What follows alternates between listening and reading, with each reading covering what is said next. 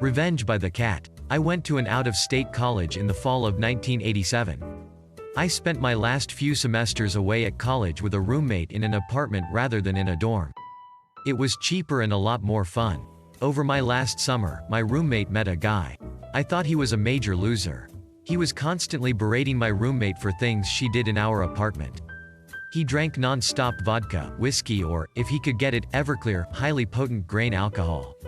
I don't think I ever saw the guy not acting like a fool. There was a stray cat in the complex who followed me inside one day. He became my cat for a while.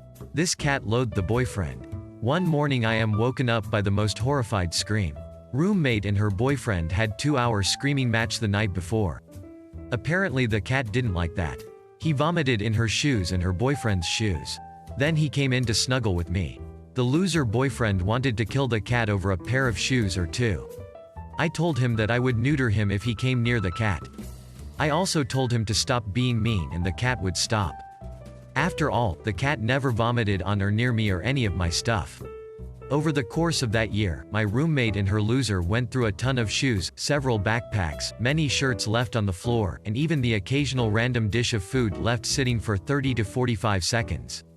All because of Ralph Kitty. He was an overall very sweet kitty. He didn't jump on counters, he would come supervise me in the shower so that the horrible boyfriend couldn't sneak in to watch me shower. He was super snuggly with me, and he adored my boyfriend. The guy the first dated around that time wasn't a cat person, but he loved playing with Ralph Kitty. One of their favorite things to do was for my boyfriend to blow bubbles over the railing while the cat was down in the courtyard chasing them. This drove my roommate and her boyfriend nuts because the cat just refused to do anything with them other than sneak food, vomit, and give them nasty glares. Of course I gave him treats for being mean to the loser boyfriend. The absolute worst episode of revenge was right after I took the cat to the vet. He was a long-haired cat, so he had hairballs. The main way to treat hairballs? A laxative. The vet dosed him with the laxative and I drove home as fast as I could. I left notes and also told my roommate and her boyfriend that the cat needed to stay locked in my bedroom until the medicine was done in 12 to 24 hours. I even told them what the medicine was and how it worked. They let the cat out and tried to snuggle with him locked in my roommate's room. Who on earth would do that with a cat that just had a laxative? The reason he was put into my room was that he always used the litter box in my room. Of course the medicine worked about 2 hours into my roommate's nap. Ralph Kitty even started it right where she put him, under her covers. I came home to her entire room reeking of cat poop and my roommate tried to blame me for the cat crapping under her covers.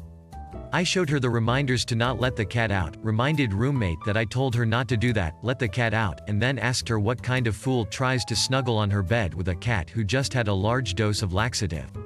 She ended up sleeping on the floor for a couple of weeks until she managed to get a new mattress. Bar steward. So this happened years ago but I still smile when I think about it. I started dating this girl after she split with her previous bloke. He had been given a large inheritance and was always a bit flash with the cash and generally was a knob. We were together for a while but we ended up splitting up. She then got back together with the same bloke. I was working in a pub or club at the time and they came in. He was all smug and brought her to the bar and said, "Hey bar steward, I want your finest champagne." She was looking a little uncomfortable about the situation and made excuses to go to the loo.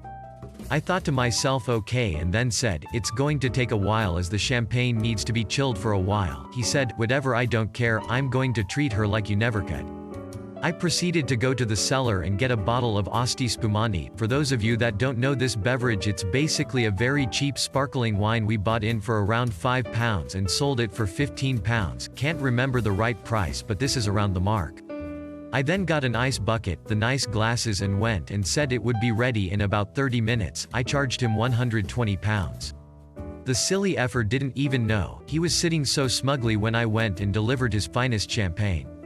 Edit. For those of you wondering about the money, I told my boss what happened. He laughed and offered me some of the money. I declined and said we can use it for the end of the night drinks instead. I did this because I have a roof over my head, clothes on my back and a stomach with food and I didn't need the money. I wanted petty revenge and that's good enough for me. Thanks for watching and don't forget to give a thumbs up if you enjoyed it. Have a good one.